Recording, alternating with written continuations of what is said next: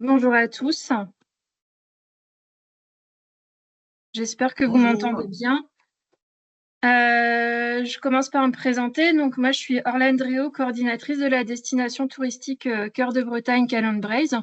Je vais animer du coup cette réunion de présentation sur notre appel à projet pour les hébergements touristiques. Je serai accompagnée du coup de ma collègue Christelle Le Pennec, voilà, qui va s'occuper de centraliser vos questions. Et parmi nous également, donc Thomas Le Nénan, pardon, de la forêt Totem, qui a été lauréat au dernier appel à projet qu'on a lancé en début d'année 2024. Et l'idée, voilà, c'est aussi qu'il puisse partager avec vous son regard et son retour d'expérience en tant que porteur de projet. Donc rapidement, un petit mot, enfin voilà, d'introduction sur cet appel à projet qu'on lance grâce au soutien de la région Bretagne, qui met voilà aujourd'hui beaucoup de moyens pour nous aider à développer l'offre touristique sur notre territoire de Bretagne intérieure. Et voilà, on mène ce dispositif en partenariat avec les comités de communes de notre destination touristique, les offices de tourisme, et on est également accompagné par Morbihan Tourisme et Côte d'Armor Destination. L'objectif aujourd'hui, ça va pas être de vous présenter tout l'appel à projet. L'idée, c'est que vous puissiez voilà, prendre connaissance des différents éléments d'information dans les documents qui sont téléchargeables sur notre site internet. L'objectif aujourd'hui, c'est vraiment plutôt d'être sur la partie pratico-pratique, les conseils, vous donner les clés pour bien appréhender à compléter les différents documents. Et que voilà, vous puissiez vérifier que le dispositif corresponde bien aussi à votre projet. Pour information, donc, il s'agit de la 3e édition de l'appel à projet. Donc, celui-ci a évolué d'année en année. L'année dernière, nous avions reçu plus d'une centaine de candidatures. Donc, sur la première partie, c'est-à-dire la réponse à l'appel à manifestation d'intérêt. Donc, une centaine de réponses pour 23 dossiers qui ont été déposés et 19 qui ont reçu un avis favorable. L'idée, donc, tout au long de la réunion, c'est que vous puissiez voilà, poser vos questions via le système de questions-réponses, normalement, que vous devez voir en haut de votre fenêtre, de votre écran. Christelle va se charger du coup de les lire, de me les faire parvenir pour qu'on puisse y répondre. Alors aujourd'hui, on ne va pas forcément pouvoir répondre à des questions vraiment individuelles sur vos projets, parce que vous êtes quand même relativement nombreux, donc on ne pourra pas voilà, rentrer dans le détail de vos projets. L'idée, c'est vraiment plutôt de se concentrer sur des questions plutôt généralistes sur le dispositif. Voilà, si vous souhaitez certaines précisions. Et il ne faudra pas hésiter à me recontacter par derrière, par mail, par téléphone, si vous souhaitez des éléments de réponse plus précis sur votre projet en particulier. Voilà pour l'introduction. Je vais partager avec vous mon écran.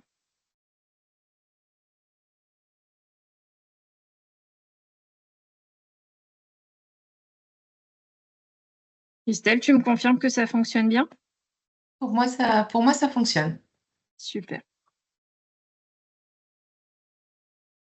Alors, premier préalable, avant d'aller plus loin, en tant que porteur de projet, c'est de vous assurer que vous êtes bien sur l'une des communes situées sur la destination Cœur de Bretagne Calonne-Braise.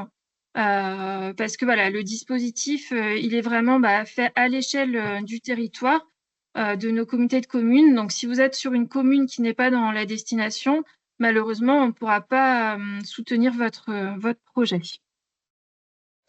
Donc, c'est important de vous assurer que vous êtes bien sur notre territoire.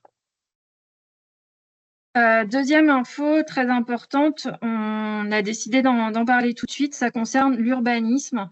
Voilà, avant d'entamer toutes les démarches de constituer un dossier, voilà, parce que ça demande quand même un certain investissement, il est vraiment important que vous vous rapprochiez de votre commune ou de votre comité de communes pour vérifier la faisabilité de votre projet au niveau de l'urbanisme. Voilà, parce qu'on peut pas forcément faire, on peut pas faire tout ce qu'on veut n'importe où. il y a des règles à respecter en fonction de la zone sur laquelle se situe votre projet. Et des fois, malgré tout l'intérêt de votre projet, si les documents d'urbanisme ne permettent pas la faisabilité, eh ben, vous ne pourrez pas aller plus loin. Donc voilà, c'est vraiment une première étape à réaliser, c'est de se rapprocher de votre commune ou de votre communauté de communes pour vérifier ce point avant d'aller plus loin dans la construction de votre projet.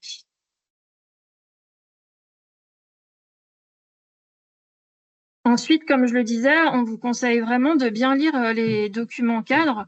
C'est des documents qu'on a beaucoup travaillé, qu'on a affinés au fil des années en fonction des retours qu'on a eus sur les précédents appels à projets. Donc, on a essayé d'être le plus précis possible. Donc, normalement, il y a déjà beaucoup de réponses dans ces documents à vos questions.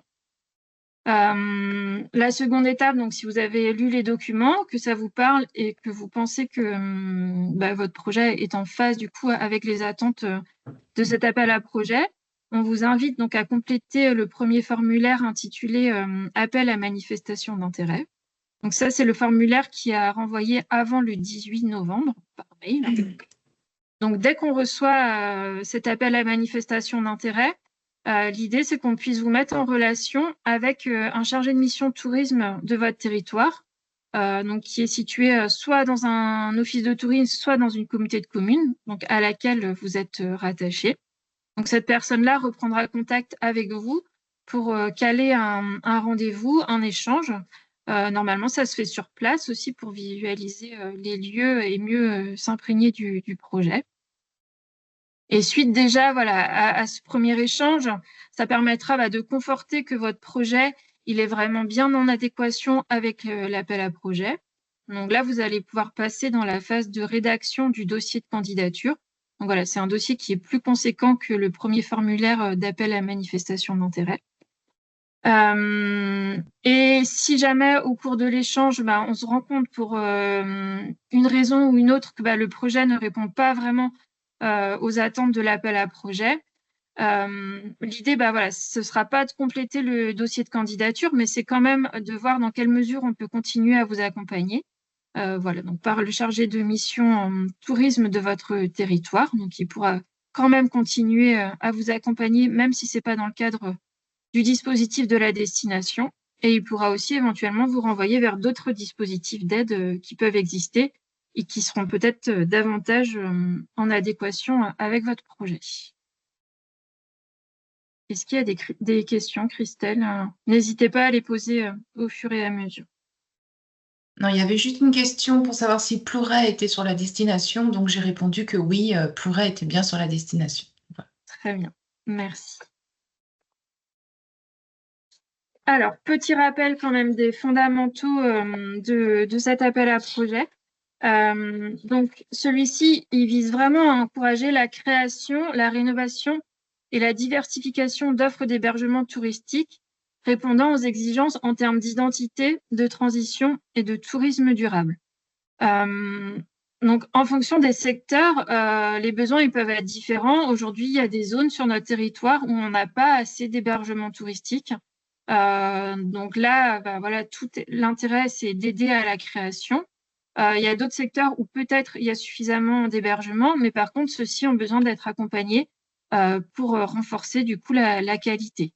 Donc voilà, nous aussi, on étudie les demandes au regard de l'offre qui existe ou pas sur notre territoire. On est inscrit dans les travaux de la région Bretagne qui met vraiment en avant donc, les questions d'identité et de transition. Donc l'idée, c'est qu'on puisse soutenir des projets qui intègrent vraiment les valeurs et l'identité de notre territoire afin de créer des offres d'hébergement qui sont singulières et qu'on ne retrouverait pas forcément ailleurs. L'idée, c'est aussi de soutenir des projets qui favorisent la rencontre entre les associations, les acteurs socio-économiques, les habitants et les touristes. L'idée, c'est que quand les touristes viennent sur notre territoire, c'est que ça puisse aussi en bénéficier à tout le monde et qu'on les incite du coup à consommer et à rencontrer les acteurs de ce territoire. On veille bien sûr à ce que les propositions touristiques soit respectueuse de l'environnement pour limiter l'impact négatif sur l'environnement. On a à cœur aussi de soutenir des projets qui permettent en tout cas de réhabiliter du bâti existant, du bâti ancien, parce que ça représente vraiment la mise en valeur du patrimoine local qu'on souhaite préserver et rénover sur ce territoire. Et enfin, alors tout le monde n'est pas concerné sur la destination touristique, mais il y a plusieurs communes qui sont situées à proximité de grands itinéraires, soit de randonnée pédestre, soit d'itinéraires vélo. C'est le cas des voies vertes, du canal de Nantes à Brest, par exemple. Et pour ces hébergements qui sont situés à proximité de ces itinéraires, l'enjeu, c'est d'être en capacité de proposer des accueils à la nuitée, parce que les clientèles qui empruntent ces itinéraires, l'idée, c'est une étape par jour et elles peuvent pas rester une semaine. L'idée, c'est vraiment de découvrir tout le territoire. Donc, on est sensible à cette question-là aussi pour qu'on puisse bien mailler tous les itinéraires sur la destination. Alors, j'ai 2 questions, Orlane. Je t'écoute. Donc, une première question, est-ce qu'il est nécessaire d'être adhérent pour pouvoir répondre à l'appel à projet? Donc, adhérent, je Oui. comprends adhérent à la destination. Alors, il n'y a pas de notion d'adhésion. La destination, elle n'a pas d'adhérent. C'est vraiment ouvert à tous les porteurs de projets qui sont sur la destination. Et une autre question, concerne en fait où peut-on trouver les documents cadres? Les documents cadres, vous les trouverez du coup sur notre site internet. Donc, c'est cœurdebretagne.bzh. Et vous avez un onglet sur la page d'accueil vraiment dédié à l'appel à projet. Et donc, il y a un texte qui explique. Et vraiment, tous les documents cadres sont à télécharger en bas de la page. Je vais mettre le lien du coup dans la conversation. Super. Ce qu'on souhaite rappeler aussi aujourd'hui, c'est que cette aide, elle est assez exceptionnelle. Aujourd'hui, c'est assez rare de pouvoir bénéficier d'une subvention publique pour un projet d'aménagement, de rénovation ou de création d'un hébergement touristique. On peut trouver plus facilement des avances remboursables. Mais la notion de subvention, elle est quand même de plus en plus rare. C'est vraiment un dispositif qui nous est spécial à nous.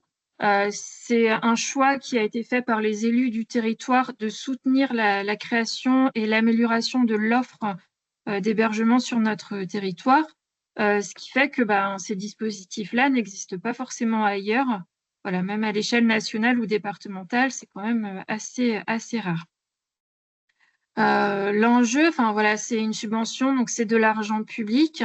Et là, on souhaite insister aussi, c'est que, on est garant quelque part de la bonne utilisation. Et c'est aussi pour ça que, en répondant à cet appel à projet, il est nécessaire de respecter différentes exigences, que ça demande de faire preuve de rigueur et d'apporter aussi un certain nombre de garanties, et d'assurer que c'est un projet qui est viable. On tient à rappeler que la subvention, elle n'est pas acquise d'avance, que c'est vraiment une candidature. Il faut vraiment vendre et défendre votre projet. Et pour ça, ça demande aussi de s'investir et de prendre le temps de construire un bon dossier. Au niveau de la philosophie de l'aide, il est important de comprendre que nous, on ne va pas juste aider un projet de travaux, de rénovation. On souhaite vraiment aider un projet global, un projet touristique qui permette d'enrichir l'expérience des visiteurs. Donc, ce n'est pas juste proposer un lit, mais c'est vraiment de faire en sorte que les visiteurs découvrent notre destination. Ce qu'on disait tout à l'heure, c'est de faire le lien avec l'offre existante. Donc, c'est les restaurants, les sites de visite, les activités de loisirs, l'offre de transport. Donc, c'est vraiment d'être intégré dans cet écosystème, d'y participer et de le valoriser. Donc, point de vigilance, c'est pas juste un projet de travaux qu'on souhaite aider, c'est vraiment un projet global où l'accueil du touriste est pris en compte. Est-ce qu'il y a d'autres questions? Non. Alors, il nous semblait intéressant de faire un focus aujourd'hui sur la question de l'identité. Voilà, on en parle beaucoup. C'est voilà, quelque chose qu'on regardera avec attention dans vos réponses. Et vous pouvez vous demander pourquoi on insiste sur ce paramètre-là. Donc, d'une part, c'est parce que ça s'inscrit dans le schéma de la région Bretagne. Mais c'est aussi un élément déterminant aujourd'hui pour les clientèles quand elles choisissent un hébergement. Donc là, je vous ai remis quelques chiffres qui sont issus de l'enquête Reflet qui a été réalisée par le Comité régional du tourisme en 2022. Et donc, quand on leur demande qu'est-ce qui motive en fait leur choix d'hébergement, donc il y a bien sûr la localisation qui arrive en tête, que ce soit au niveau de la région ou plus spécifiquement de la destination. On retrouve le critère prix ensuite. Et en troisième position chez nous, il y a l'originalité de l'hébergement. Et on se rend compte que sur notre territoire de la destination Cœur de Bretagne, le fait d'avoir un hébergement original est un facteur de choix beaucoup plus important qu'à l'échelle globale de la région Bretagne. Donc ça montre vraiment l'importance pour un hébergeur de travailler son offre, son identité, pour être original, se démarquer des offres qu'on peut retrouver ailleurs, pour que ça devienne vraiment un facteur de choix et que ça concrétise du coup la réservation dans votre hébergement. Donc cette année, du coup, on demande aux porteurs de projet de travailler avec un professionnel du design ou de l'architecture d'intérieur. C'est aussi par rapport, je vais vous montrer après, par rapport au retour d'expérience qu'on a eu l'année dernière avec des porteurs de projet. On a vraiment vu une plus-value sur les projets qui ont été accompagnés par ces professionnels-là. Et ce qu'on souhaite aussi vous dire aujourd'hui, c'est que de prime abord, on a l'impression que ces prestations-là, elles sont chères, elles sont réservées à des hébergements peut-être très conséquents avec beaucoup de lits touristiques. Mais on a réussi à prouver, parce qu'on a pu accompagner l'année dernière, que c'est une offre qui reste accessible même à des petits hébergements, à des gîtes qui vont avoir 2-3 chambres avec une capacité 4-6 personnes. Le retour qu'on a depuis l'année dernière, c'est que c'est une prestation qu'on peut évaluer autour de 1 500-2 000 euros. Donc voilà, c'est quand même un coût, certes, mais qui reste raisonnable. Et en plus, sur lequel, du coup, on peut vous accompagner donc, à hauteur de 50% pour financer cette prestation. Donc, c'est un investissement au départ, mais en fait, c'est un investissement que vous retrouverez derrière parce que votre hébergement aura vraiment une plus-value. Il aura un cachet que les autres n'auront pas et ça vous permettra de vous démarquer de l'offre existante. Et au moment où vous commercialisez votre offre, on sait aujourd'hui que les visuels, les photos, ça a énormément d'impact. Et voilà, avec des aménagements aussi spécifiques qui vont ressortir, vous pourrez avoir des visuels qui mettent en avant cette singularité et qui déclencheront des réservations sur votre hébergement. Ce qu'il est intéressant de savoir aussi, dans la pratique du design, l'idée, c'est que le professionnel, il met au cœur de ses réflexions l'usager, le visiteur. Et donc, ça permet, dans les aménagements qu'il préconise, de vraiment adapter certains agencements aux pratiques du coup des clientèles. Et des fois, c'est un petit plus. Ça permet d'agencer différemment, mais pour vraiment être en adéquation avec les attentes. Et en intégrant du coup cette prestation, ça vous permet d'avoir un hébergement qui va raconter une histoire et de proposer donc une expérience qui sera enrichie et ce ne sera pas juste d'offrir un simple lit.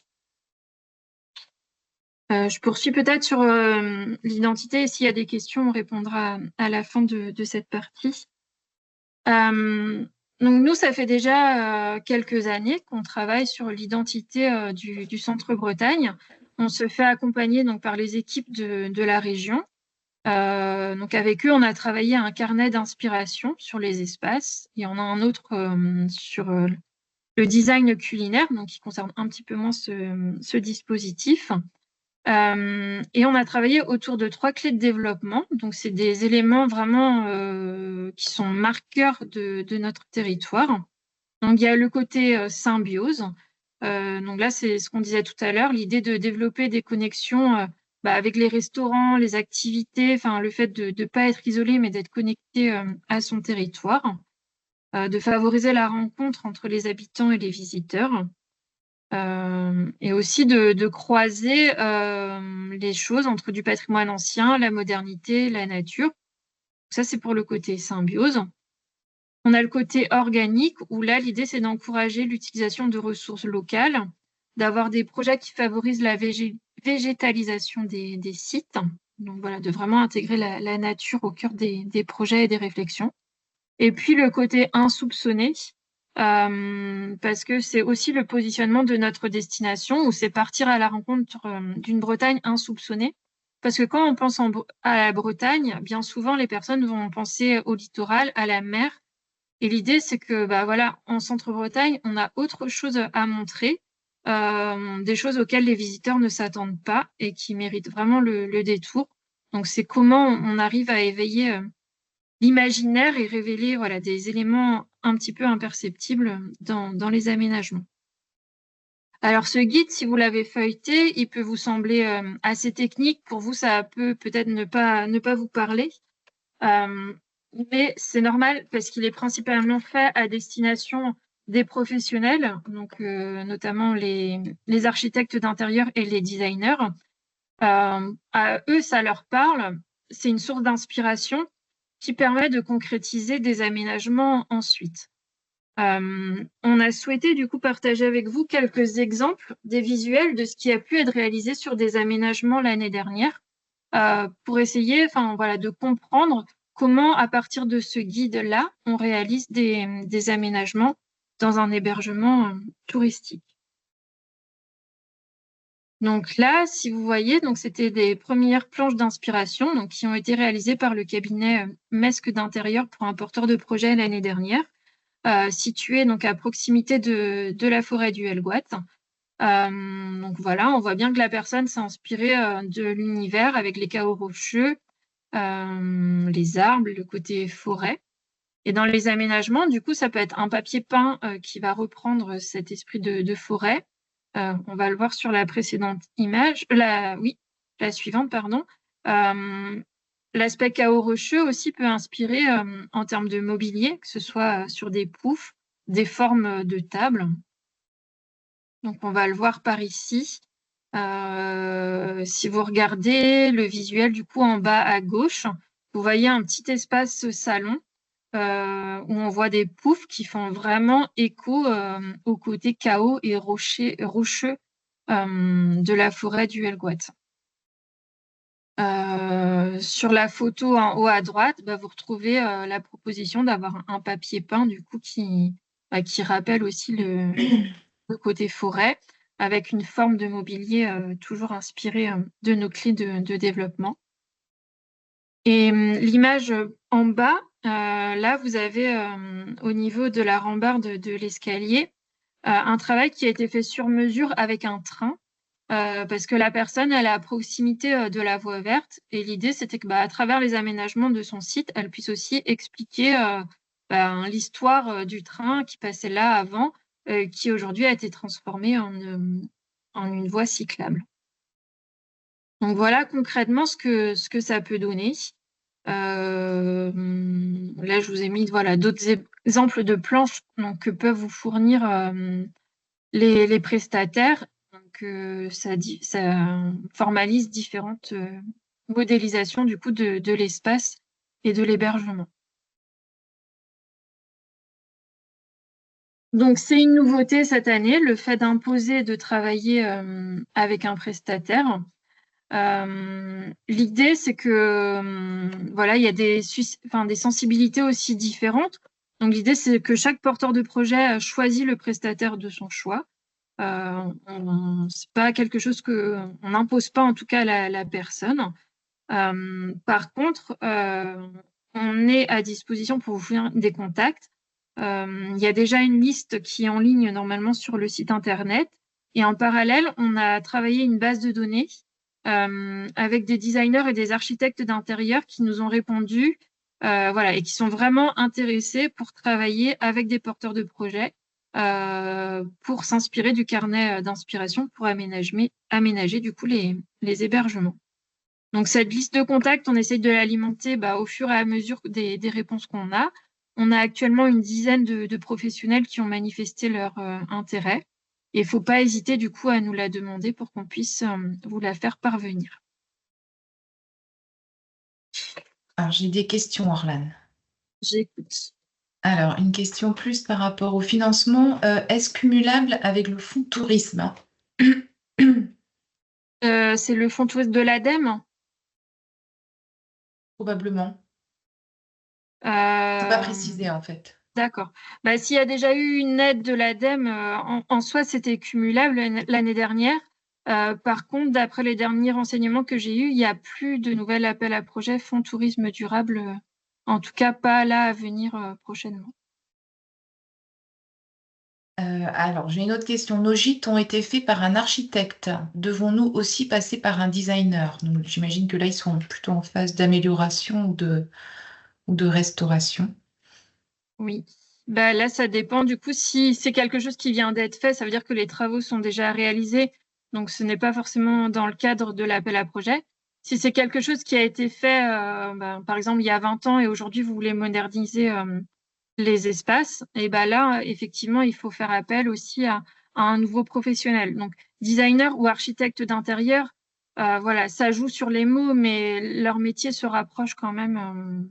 Voilà, l'idée, en tout cas, c'est d'accompagner à l'agencement des espaces en prenant en compte le carnet d'inspiration du territoire. Alors là, j'ai une partie de la réponse. Donc là, pour l'instant, c'est au stade du plan. D'accord. À approfondir du coup, mais c'est plutôt la partie architecte et pas intérieur, quoi, du coup, si je comprends bien. Donc peut-être que l'aspect design peut vraiment être un plus aussi. Mais ça vaut le coup d'en rééchanger après avec les éléments plus détaillés de ce qui a déjà été fait. D'accord. Ensuite, Marie pose la question, alors une question un peu plus large sur ou un constat en tout cas que de nombreux sites sont fermés en centre-Bretagne hors saison. Donc, quelle visite privilégiée? Donc ça, on pourra peut-être éventuellement apporter une réponse plus précise ultérieurement. Et puis une autre question concernant le choix de l'architecte, mais c'est vrai que Orlan a en partie répondu. Est-ce que voilà, l'architecte doit-il être breton ou pas? Et est-ce que le porteur de projet peut choisir son propre architecte ou pas? Ou est-ce Donc que ça, la on vous liste est reconfirme imposée en fait? que vous pouvez choisir le professionnel de votre choix. Forcément, après, en plus, c'est plus facile. Enfin, si votre projet est situé en Bretagne, donc normalement, enfin voilà, il y a plus de chances que vous ayez affaire à aussi un prestataire qui travaille en Bretagne et qui connaît le territoire. Après, voilà, c'est pas une obligation qu'il soit vraiment situé en Bretagne, mais en tout cas, nous, tous les contacts qu'on a et qu'on pourra mettre à disposition, c'est des personnes qui sont situées sur la région. Et par rapport à l'offre, alors je ne sais pas si c'était par rapport à l'offre de loisirs peut-être où elle est du coup pas forcément ouverte toute l'année. C'est quelque chose que nous on a bien en tête aussi. Donc voilà, aujourd'hui on a ce dispositif-là pour accompagner la partie sur les hébergements, mais on perd pas de vue la partie activité et loisirs. Et l'idée, c'est qu'on travaille aussi de manière plus rapprochée avec les différents prestataires pour construire peut-être une nouvelle offre et faire en sorte que quand les visiteurs viennent en hors saison, parce que c'est aussi quelque chose qu'on souhaite développer sur le territoire, qu'ils puissent avoir des activités à faire et ce, même en plein hiver. Donc voilà, on n'a peut-être pas la réponse immédiate. En tout cas, on a connaissance de cette problématique et l'idée, c'est de travailler avec les professionnels pour améliorer les offres ouvertes toute l'année sur la destination. Alors, j'ai une autre question qui est venue entre-temps. Donc, il me semblait que dans le précédent appel à manifestation, appel à projet, le mobilier, la décoration et papier peint n'étaient pas éligibles. Cela a changé. dans cet appel à projet. C'est Cela une a-t-il changé? ouverture, oui. Effectivement, c'est une ouverture qu'il y a. Bah, en fait, tous les dispositifs qu'on met en place, c'est aussi des choses assez innovantes, assez nouvelles. Donc, on est soumis aussi aux contraintes imposées par la région Bretagne, parce que voilà, c'est quand même une enveloppe et des fonds de la région Bretagne qu'on gère.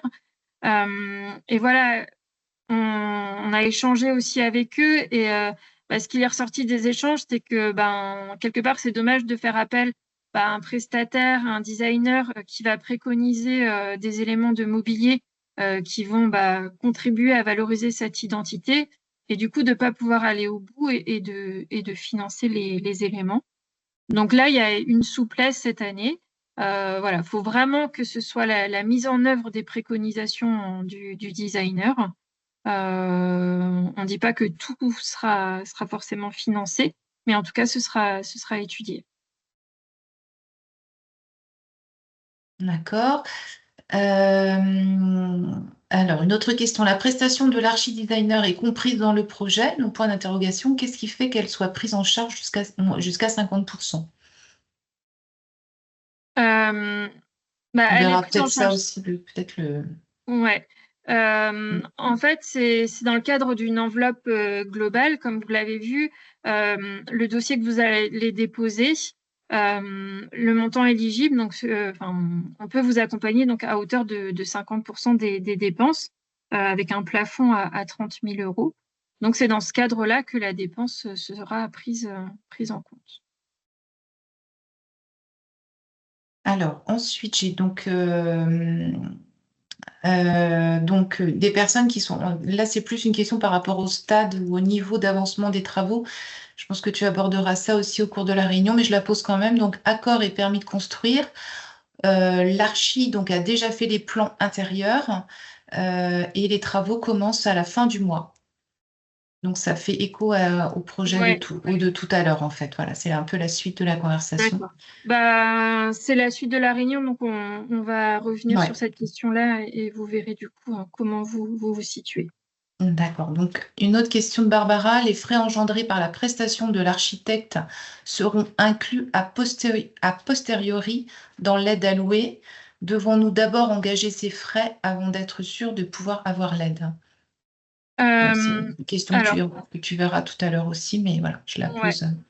Donc l'idée, c'est que voilà, faut constituer un dossier, avoir un devis. Mais voilà, on reprécisera aujourd'hui pour que la prestation ne doit pas être réalisée avant, en fait. Il faut pas. Il y a une souplesse pour que le devis soit quand même signé, parce que voilà, le prestataire, il va aussi, voilà, répondre. Mais il faut pas, voilà, que les factures soient payées. Il faut pas que la prestation soit faite avant de répondre à l'appel, avant de déposer du coup le dossier de candidature. Mais ce sera peut-être plus clair, on va réexpliquer aussi tout à l'heure les étapes. Je Alors, attendez, poursuis. peut-être juste une...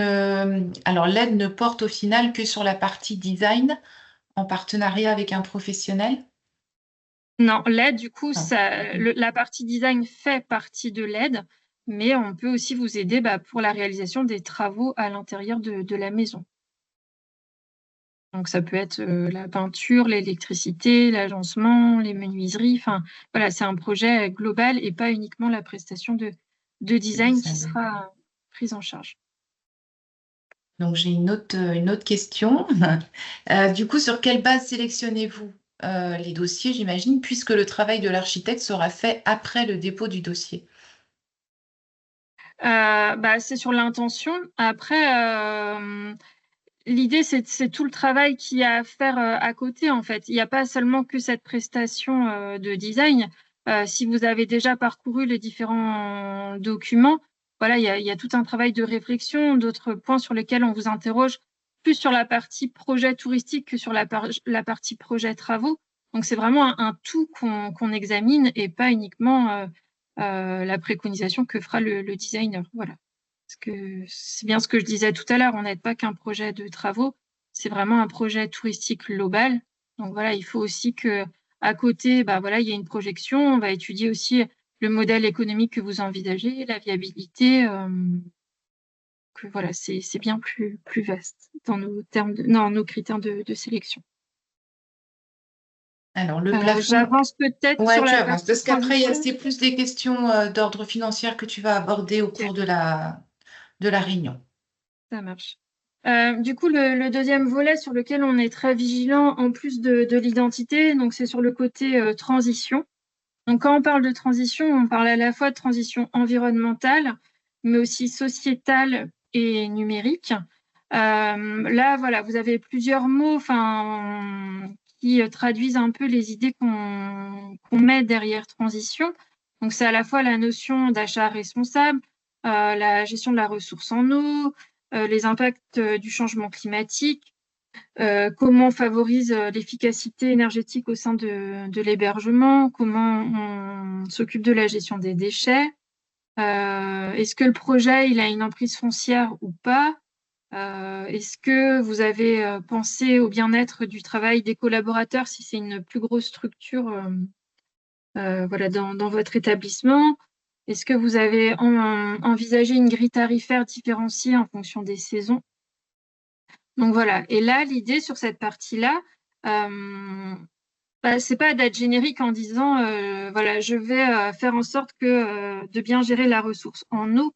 Mais nous, ce qu'on va demander, c'est des actions concrètes, des exemples. Qu'est-ce que vous allez réellement mettre en place pour gérer la ressource en eau et diminuer du coup la consommation? Donc, pour vous donner des exemples, ça peut être, vous allez installer des réducteurs sur vos robinets, vous allez installer de quoi récupérer et stocker les eaux de pluie pour arroser, par exemple, les plantes de votre jardin. S'il y a une partie aussi aménagement extérieur et des espaces extérieurs, là, ça va être de dire que vous allez utiliser des plantes qui sont sobres en eau, qui sont résistantes à la sécheresse, par exemple, et voilà, faire en sorte qu'elles n'aient pas besoin d'être très souvent arrosées. Toujours si on reste sur la partie extérieure, c'est quelles alternatives, par exemple, à une pelouse bien tondue et verte, parce que ça demande aussi de l'eau, donc ça peut être le souhait d'avoir plutôt une partie en prairie fleurie ou d'avoir recours à de l'éco-pâturage, voilà, avec des biquettes ou des moutons, par exemple. À l'intérieur, dans les aménagements, c'est de faire le choix d'utiliser des matériaux biosourcés, donc qui sont plus responsables aussi de l'environnement. Donc voilà, c'est vraiment, quand vous allez répondre on sera plutôt dans la partie dossier de candidature, mais même déjà dans l'appel à manifestation d'intérêt, c'est vraiment d'aller sur des choses précises et concrètes. Parce que voilà, on peut tous dire qu'on va faire attention à pas consommer trop d'énergie, à faire attention à la ressource en eau, mais concrètement, on le fait comment? Et voilà, c'est ce qu'on cherche aussi à savoir et ce qu'on étudiera derrière. Et là où je veux vous rassurer, on le redira aussi après, c'est que l'idée, à partir du moment où vous nous envoyez votre appel à manifestation d'intérêt, c'est qu'on enclenche cette partie accompagnement avec les référents de vos territoires. Et l'idée, c'est de ne pas vous laisser non plus tout seul à réfléchir à ces questions-là, mais c'est vraiment de vous accompagner dans les questions à vous poser, de vous réorienter vers des prestataires qui peuvent vous aider sur certaines parties du projet. Donc voilà, il y a vraiment une plus-value à répondre au dispositif. Vous ne serez pas tout seul non plus pour le faire. Collectivement, il y a une équipe qui est là derrière vous pour vous accompagner. Est-ce que sur les transitions, il y a des questions? Non. Donc là, ça va répondre à la question peut-être de tout à l'heure sur l'état d'avancement des projets. Aujourd'hui, vous avez dû prendre connaissance des différentes étapes. Donc, on est début octobre aujourd'hui. Donc, il y a une première échéance au 18 novembre où il faut déposer l'appel à manifestation d'intérêt. Puis, du coup, le dépôt du dossier complet le 7 février. Donc, on est sur une échéance d'un peu moins de 4 mois. Donc, ce qui veut dire que aujourd'hui, par exemple, si vous n'avez pas repéré, vous avez envie de créer un hébergement touristique sur le territoire, mais vous êtes toujours à l'étape de prospection pour trouver un bien, clairement, le dispositif, il est peut-être pas adapté. Ça arrive trop tôt. parce que vous ne serez pas encore propriétaire de l'établissement. Donc voilà, ça c'est assez problématique. C'est quand même voilà, un préalable, c'est d'avoir le bien et d'en être propriétaire pour qu'on puisse vous aider.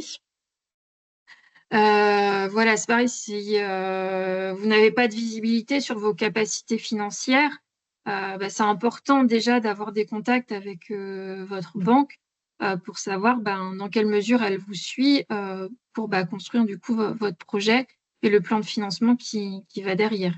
Et je le rappelle comme tout à l'heure, vraiment la première étape, c'est en lien avec l'urbanisme.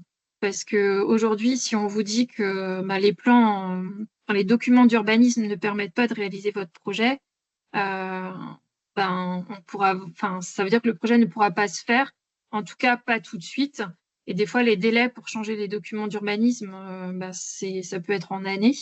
Voilà, au niveau des PLUI, il y a des révisions, mais ça se fait pas tous les ans.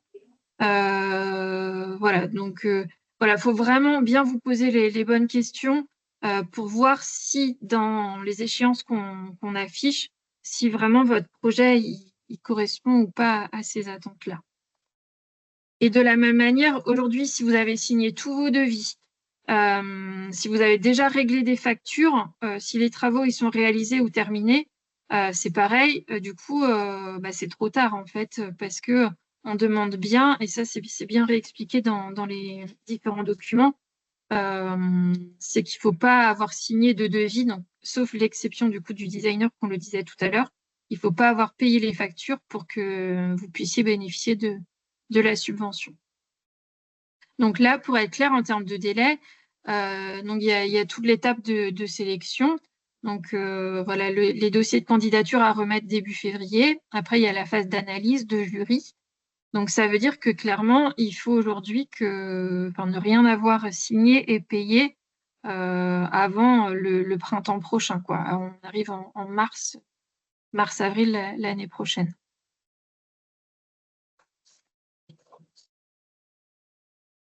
Est-ce qu'il y a des questions sur ces délais Alors, pas forcément sur les délais, mais Aurélie demande si on a un listing des artisans. Ça, on ne l'a pas forcément nous. Après, ça dépendra aussi de la personne qui vous accompagnera sur le territoire. Enfin, voilà, on peut en avoir en fonction des connaissances, des projets qu'on a pu aider aussi par le passé.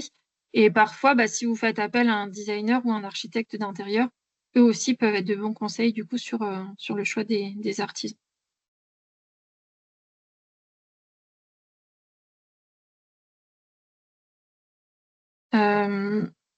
Donc, autre point sur lequel on souhaite insister, ça demande du temps en fait de constituer un dossier, ça se fait pas comme ça. Voilà, l'idée c'est pas d'attendre le 17 novembre pour commencer à y répondre. C'est des choses qui se réfléchissent.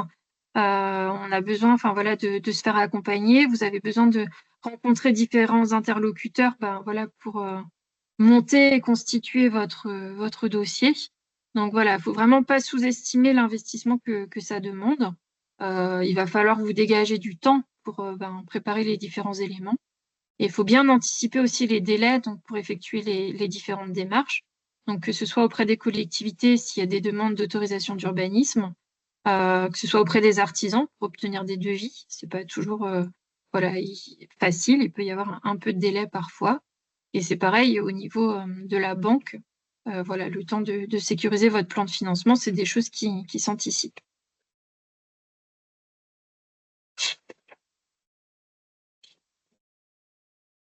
Au niveau de la rédaction du dossier, celui-ci, voilà, il doit vraiment illustrer la solidité et la viabilité de votre projet. Il faut vraiment que vous vous mettiez à la place de personnes qui ne connaissent pas du tout votre projet. Voilà, quand on va analyser, on n'a pas connaissance de votre histoire, de l'origine, pourquoi vous avez acheté ce bien, ce que vous voulez en faire. Donc, il faut vraiment partir de zéro et tout réexpliquer pour qu'on comprenne bien tout et que le projet soit clair pour tout le monde. Voilà, vous êtes dedans, donc il y a plein de choses qui vous semblent évidentes. Mais voilà, ne pas oublier que c'est vraiment pas le cas et qu'il faut bien tout expliciter pour que on puisse comprendre tous les enjeux. Donc voilà, en présentant notamment qui vous êtes, comment est né le projet, qu'est-ce qui vous motive du coup à créer ou rénover un hébergement touristique sur notre territoire. Donc voilà, être le plus explicite possible. Il ne faut pas hésiter à donner des détails. Et ce qu'on veut dire aussi, c'est que ça peut paraître fastidieux, enfin voilà, de monter un tel dossier. Mais ce que vous allez faire là, de toute façon, ce ne sera pas perdu parce que vous soyez accompagné ou pas, de toute façon, vous avez plusieurs prestataires, enfin interlocuteurs à les rencontrer. Et ce dossier, il vous servira toujours de trame, que ce soit pour aller voir votre mairie, votre banque. Une fois que vous l'aurez constitué, ce sera aussi plus facile à présenter et à obtenir des soutiens derrière de différents prestataires. Et voilà, petit conseil aussi, n'hésitez pas à ajouter des photos, différentes annexes, enfin voilà, tout ce qui permet de mieux présenter votre projet. Et pour terminer, après je laisserai du coup la parole à Thomas. Donc, en résumé, c'est une opportunité de candidater à cet appel à projet. Ça vous permet vraiment de vous poser toutes les bonnes questions pour structurer votre projet, le réinterroger et pour l'améliorer. Voilà, aujourd'hui, vous avez peut-être quelque chose en tête, mais en le réinterrogeant d'un point de vue de l'identité, des transitions, vous verrez que ça va aussi lui donner une plus-value. Et ça vous aidera du coup à vendre votre projet aux partenaires et aux financeurs. C'est l'opportunité aussi pour vous donc, de vous faire accompagner par des professionnels du tourisme, mais aussi du coup du design ou de l'architecture d'intérieur. Et c'est ce qui va donner aussi de l'originalité et puis qui fera en sorte de garantir la viabilité de votre projet.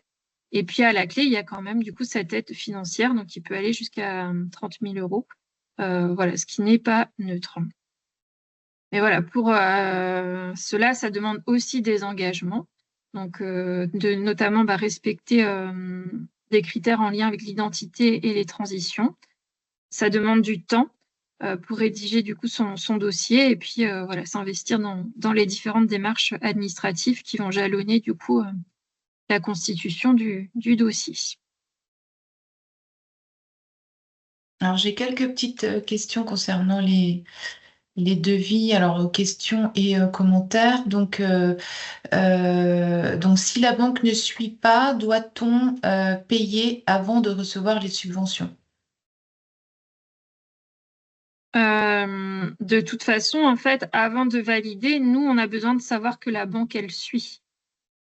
Donc, on ne validera pas votre dossier s'il n'y a pas d'attestation bancaire garantissant que vous avez un accord de prêt ou que vous avez les fonds disponibles pour autofinancer le projet. Alors, une autre personne, il faut donc attendre de savoir si le dossier est accepté pour signer les devis. C'est ça. Si vous voulez bénéficier de la subvention, oui, c'est le jeu. Et une personne, donc là c'est plus un commentaire, donc forcément les devis artisans ont été faits pour avoir un certificat d'urbanisme et de ce fait pouvoir valider un prêt à la banque. Donc, ça veut dire que certains ont déjà enclenché ces démarches-là et que c'est voilà, du temps aussi de gagner pour la suite.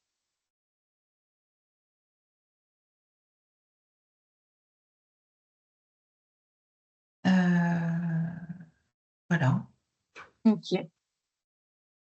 J'arrête mon partage. Du coup, Thomas, si vous voulez prendre la parole. Alors, est-ce que tout le monde m'entend? Oui, Orlan Oui, et Christelle, c'est bon? oui, c'est bon. C'est bon. Très bien. Alors, je crois que beaucoup de choses ont été dites pendant cette présentation. Moi, je vais essayer d'illustrer un petit peu les choses à travers mon parcours, celui qu'on a fait avec mon épouse Valérie. On a déposé un dossier l'année dernière. Nous, on s'appelle Forêt Totem. On a des hébergements touristiques qui sont situés sur le territoire de la destination. On a déposé, donc on a aujourd'hui 4 gîtes, une grande forêt, et voilà. Ah, c'est bon ou pas? Est-ce que vous m'entendez toujours? Oui. Allô? Oui, c'est bon? Est-ce que c'est bon? Tout le monde m'entend? Oui, d'accord. Donc on a 4 gîtes et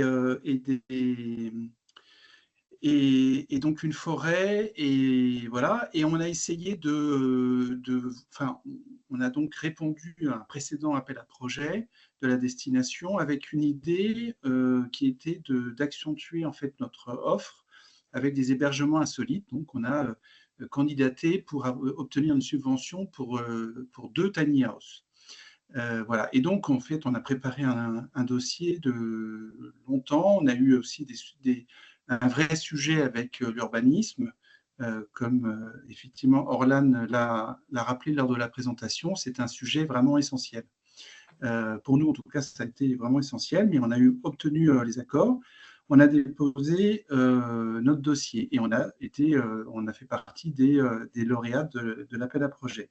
Alors, moi, en fait, ce que je voulais peut-être, c'est reprendre quelques éléments de la présentation d'Orlan qui, moi, me paraissent particulièrement importants. Le premier, c'est vraiment, mais ça, je pense que si vous participez à cette réunion, c'est que vous en êtes convaincu vous-même, c'est une opportunité exceptionnelle. Parce qu'effectivement, des subventions sur des hébergements touristiques, il n'y en a pas beaucoup, franchement. Hein. Donc, c'est vrai que c'est une chance vraiment très importante pour les porteurs de projets que vous êtes, et que je suis toujours d'ailleurs, voilà, qu'on est. C'est vraiment une opportunité à saisir. Malgré tout, avant de se lancer tête baissée, j'ai envie de dire, dans la rédaction de l'appel à projet, moi, je vous encourage à vraiment bien lire l'appel à projet, et pas le lire une fois, le lire plusieurs fois. Parce qu'on peut le lire une première fois et puis on peut passer à côté de certains éléments. Donc, il faut vraiment relire plusieurs fois l'appel à projet en détail, et puis prendre un temps de se dire, pour se dire effectivement, est-ce que moi je réponds à l'ensemble des éléments de l'appel à projet? Parce que effectivement, le gros risque, c'est que vous pouvez répondre à 90% de l'appel à projet, mais il peut y avoir un élément qui peut être un élément qui peut remettre en cause votre réponse. Donc, c'est important de vraiment de bien analyser les choses de manière lucide pour ne pas perdre son temps, en fait. Donc ça, c'est important. Après, effectivement, et par exemple, moi, je reprends cet exemple, mais l'urbanisme était un élément important dans ce cadre-là. Et puis, la partie où vous en êtes dans votre projet, c'est important aussi. Si vous êtes prêt à financer les éléments tout de suite et que vous ne pouvez pas attendre quelques mois, peut-être le printemps prochain, ben, ça risque d'être perturbant pour votre projet. Donc, toutes ces questions, il faut se les poser. Après, l'autre élément, c'est qu'une fois que vous avez bien pris en compte tous ces éléments et que vous êtes décidé à répondre, et c'est super, et bravo, et c'est génial, là, ça va vous demander pas mal de temps quand même de répondre à l'appel à projet, mais ce n'est pas du tout du temps perdu. Alors là, vraiment, moi, j'en suis convaincu, parce que c'est un temps qui va vous permettre d'avancer sur le projet sur tous ces aspects. Et donc, effectivement, vous allez pouvoir réfléchir sur des choses que vous n'aviez peut-être pas pensé auparavant. Je pense aussi, effectivement, l'intérêt de travailler avec un architecte, c'est aussi une bonne chose. Moi, je n'avais pas cette contrainte, entre guillemets, lorsqu'on a répondu, mais je pense que c'est un élément qui peut être vraiment intéressant, parce que ça permet de faire avancer, de faire évoluer son projet. Et donc, effectivement, l'idée, c'est à travers les questions qui sont posées, ben, c'est de voir en quoi on répond au projet. Peut-être qu'on peut aussi faire évoluer quelques aspects de son projet pour être le plus à même de répondre à la demande. Et c'est intéressant aussi de ce cadre-là. Autrement dit, il faut pouvoir s'adapter. Un point très, très important, ça a été dit par Orlan, mais je le rappelle, c'est se mettre à la place des lecteurs qui ne connaissent rien à votre projet, parce que ça, c'est vraiment un élément central. Il faut vraiment se mettre à la place des autres. Vous connaissez par cœur votre projet, mais les autres ne le connaissent pas, donc il faut vraiment repartir de la base, expliquer qui vous êtes, ce que vous faites et comment vous le faites et qu'est-ce que vous comptez faire. Voilà, tout ça, c'est des éléments de bon sens, mais c'est bien de le rappeler. Quelque chose aussi que je conseille, c'est de faire relire votre dossier de réponse à plusieurs personnes, et pas forcément des personnes qui sont votre associé, par exemple. Alors, c'est bien de le rédiger avec lui ou elle, mais par contre, c'est bien aussi de faire relire à d'autres personnes qui ne connaissent pas, qui peuvent aussi se mettre à la place d'un lecteur lambda et qui peuvent aussi vous conseiller là-dessus. Voilà. Et puis, peut-être dernier élément, ça a été dit aussi par Orlan, c'est de bien détailler une liste des annexes. Ça paraît un détail, mais c'est important parce que en fait, ça vous permet aussi de checker que vous répondez à tous les éléments, parce qu'il y a quand même pas mal d'éléments à fournir. Et en faisant une liste des annexes, en tout cas, c'est comme ça que j'ai fonctionné, ben, on peut vérifier qu'on répond vraiment, qu'on a tous les éléments dans ce dossier pour répondre à ce qui est demandé. Donc voilà, une liste des annexes, c'est une bonne chose. Voilà, j'ai fait quelques conseils, commentaires. Il y en a d'autres, évidemment, mais je ne veux pas faire trop long. Et voilà. Et puis, je vous souhaite vraiment à tous beaucoup de réussite dans vos projets respectifs, parce qu'on en a besoin sur le territoire. Et je crois que c'est plus il y aura de lauréats, et plus c'est intéressant pour nous, Cœur de Bretagne, Centre Bretagne, parce qu'on a vraiment quelque chose à faire sur ce territoire. Enfin, moi, j'en suis absolument convaincu. Donc voilà. Donc, bon courage à vous tous. Merci Voilà, je te Thomas. relaisse la parole, Orlan. Merci. Juste, vous avez dû remarquer, je me suis trompée, c'est lauréat de l'appel à projet du coup 2023 à 2024 et pas 2024-2025. Christelle, est-ce qu'il y a des questions peut-être à Thomas ou Non, des remerciements pour Très bien. Thomas, voilà, que je transmets. Ça nous paraissait aussi important de pouvoir faire témoigner un porteur de projet et vraiment, on peut avoir l'impression que c'est compliqué, que c'est fastidieux, qu'on va pas y arriver, parce que on fait en sorte aussi d'écrire beaucoup de choses pour répondre aux questions qui peuvent se poser.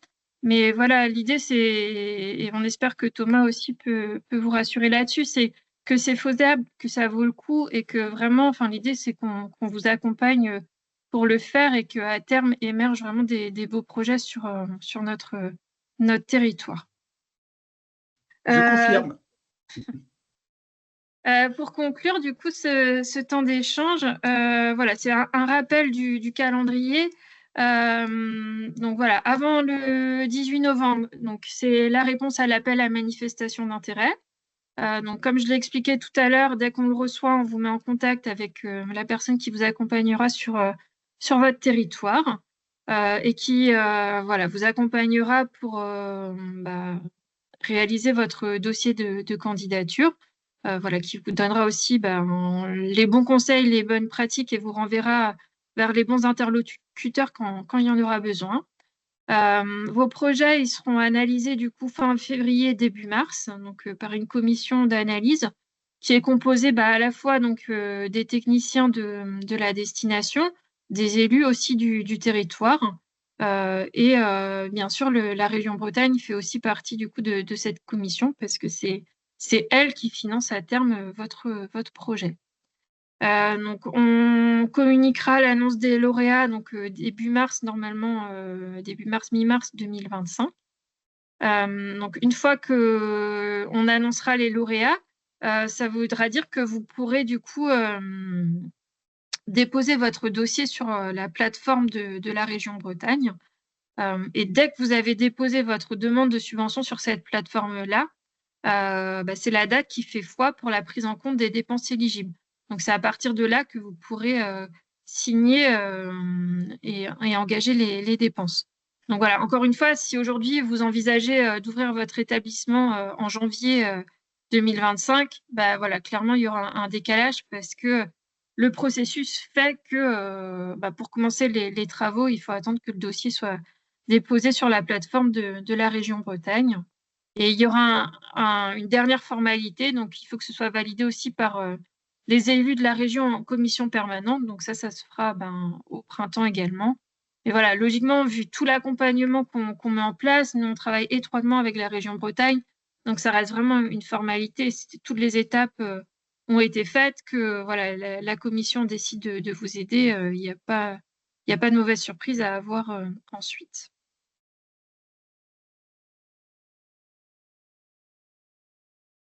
S'il y a des dernières questions, il ne faut pas hésiter. Voilà, ou à me recontacter du coup à l'issue de celle-ci. Pardon, il y avait une question sur le démarrage de travaux en avril, mais en fait, tu as répondu en même temps que la question se posait, donc je pense que la personne a eu la réponse. Nous voulons ouvrir. Alors, du coup, il y avait la question sur le démarrage des travaux en avril. Donc là, par rapport au calendrier, voilà, c'est plutôt jouable. Après, il y a une autre question qui vient de tomber. Donc, nous voulons ouvrir en avril. Est-ce que c'est trop tôt? Bah, concrètement, oui, du coup, parce que ça veut dire que tout ne pourra, j'imagine, pas se faire. Enfin, je ne sais pas l'ampleur de votre projet, mais voilà, en avril, ça laisse moins d'un mois pour réaliser tous les aménagements. Ça semble quand même assez compliqué. Et ce que j'ai pas reprécisé, mais qui est bien noté aussi dans les documents, parce qu'il y en a peut-être certains d'entre vous qui ont voilà, des projets qui se construisent, qui vont se faire. Il y a 4 ans derrière pour engager les dépenses et réaliser les investissements. Donc voilà, une fois que vous avez déposé votre dossier, que la région valide, vous avez un délai de 4 ans pour réaliser les travaux aussi, voilà, pour ceux qui se projettent à un peu plus long terme. Alors, j'ai une question de Cédric sur le montant moyen des subventions des dossiers précédents. J'ai pas fait de moyenne. Je pense qu'on doit se rapprocher des 30-35 000 euros, sachant que l'année dernière, le taux d'aide était plus fort du coup que cette année. Peut-être redire du coup, Orlane, juste le montant.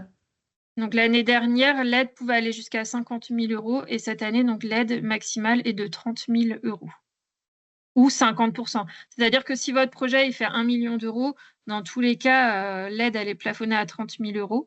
Par contre, si votre projet il fait 30 000 euros, eh ben, vous aurez une aide à hauteur de 50%, donc 15 000 euros. D'accord. Et donc, une question de Marie sur le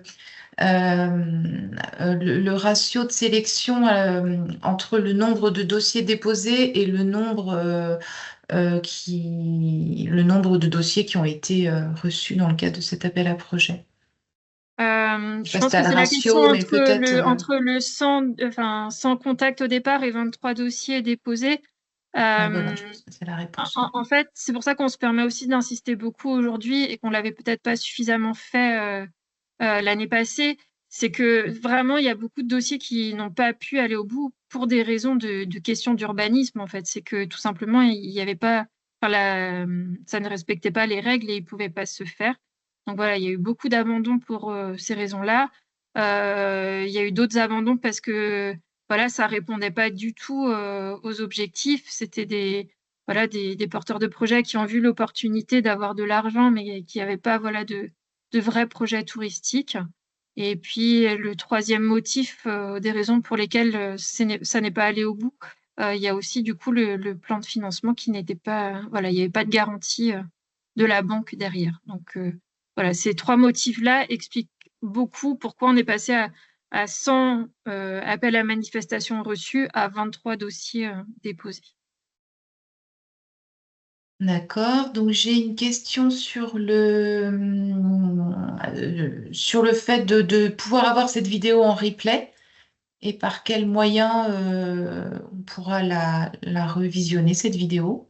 Oui, alors du coup, ça me fait penser que j'ai oublié de dire que c'était enregistré. Enregistré. Voilà. Et l'idée, c'est qu'on la mettra en ligne sur la page du site internet et je pourrais renvoyer le lien du coup à toutes les personnes qui se sont inscrites pour voilà, la revoir de nouveau ou la diffuser si vous connaissez aussi d'autres porteurs de projets.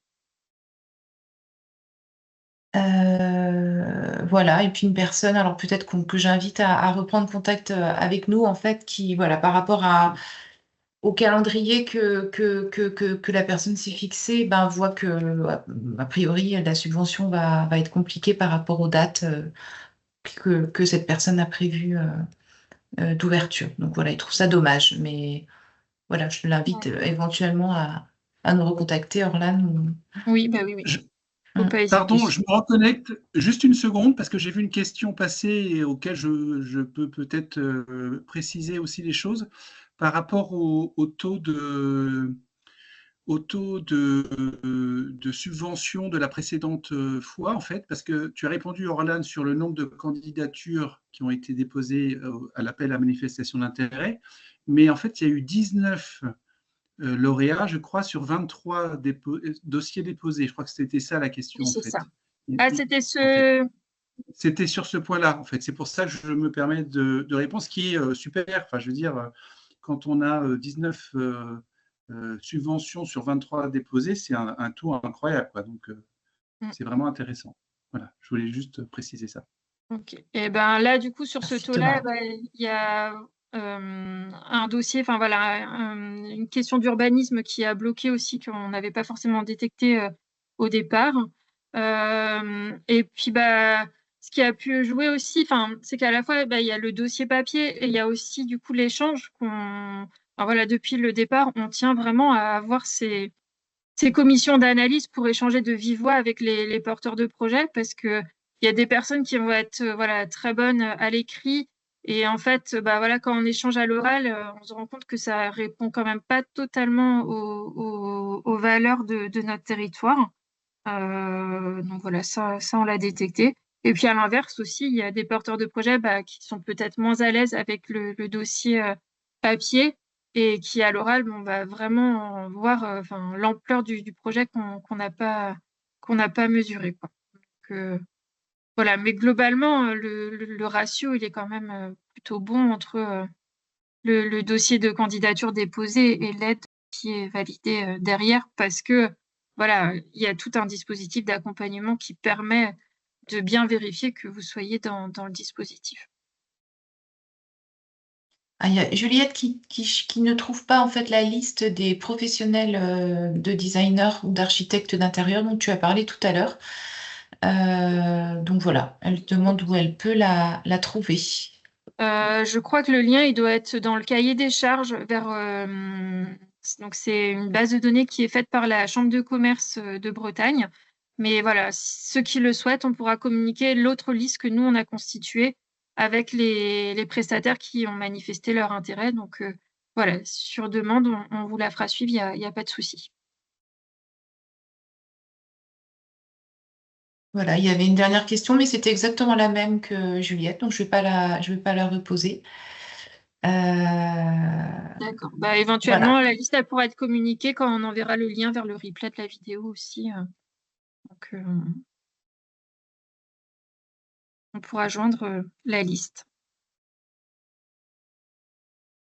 Voilà, je crois que je n'ai oublié aucune question. C'était une grande première pour moi, donc Pour moi excusez-moi si aussi. jamais, voilà, voilà, n'hésitez pas peut-être si je suis passée à côté d'une de vos questions de nous la soumettre ultérieurement ou par mail.